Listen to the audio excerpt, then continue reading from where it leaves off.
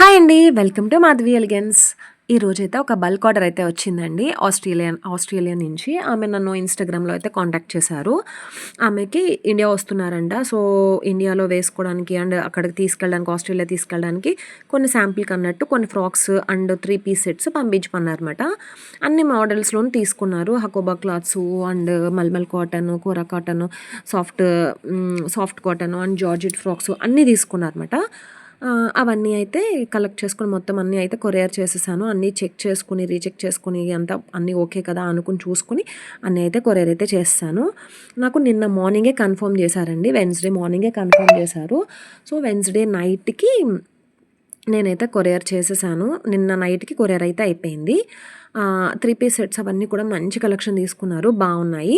మీకు ఇంకా మంచిగా నచ్చుతాయని కోరుకుంటున్నాను. Thank you so much for the support అండి. Thank you